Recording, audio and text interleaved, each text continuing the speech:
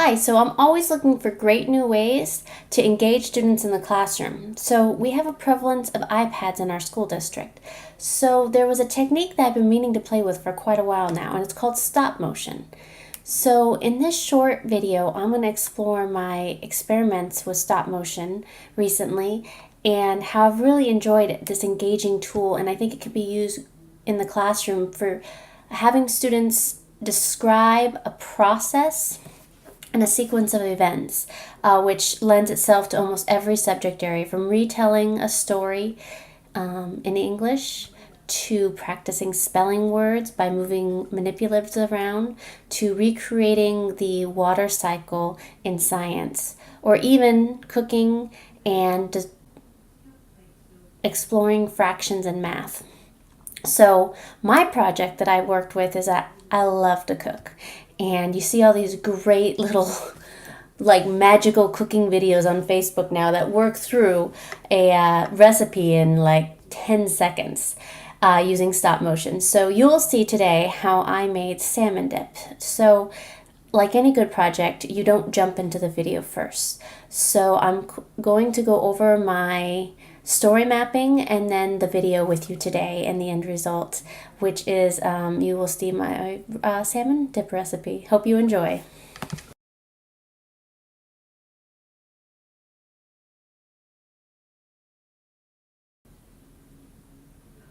The best place to start with any video is with your storyboard. You have to map out your plan so that you know what to prepare for.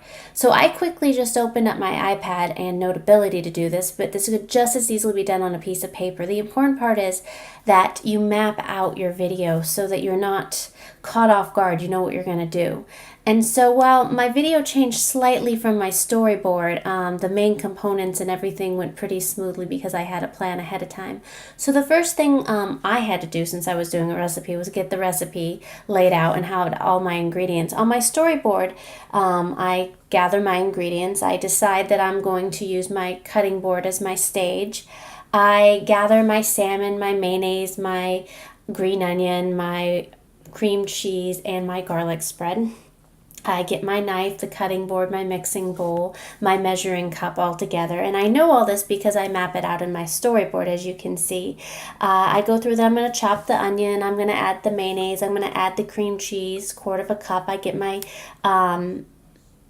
measurements correct. Add my garlic spread, 1 teaspoon, my green onions, put in my nice serving bowl.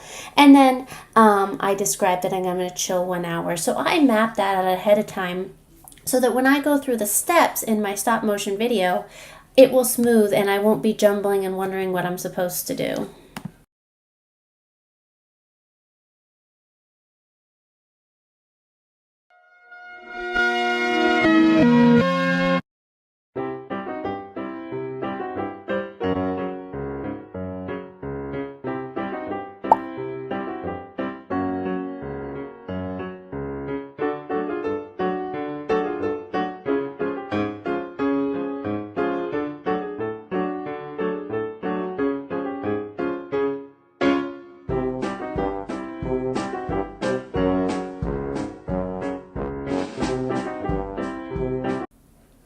After doing stop motion for the first time, I found I really enjoyed this process. It was a lot of fun and a great learning experience, and I can see so many ways to use it in the classroom across all subject areas.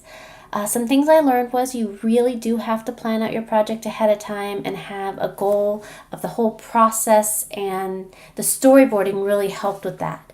And then the other part of it is you have to have all your tools laid out ahead of time. So whether you're doing an illustration or you're going to use props or manipulatives, you really want to have everything gathered ahead of time and then really set your stage. I found halfway through that I was putting all my dirty dishes behind me in the video still.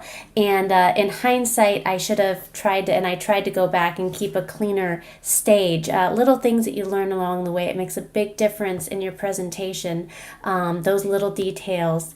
And I look forward to doing this again, actually. I had a lot of fun.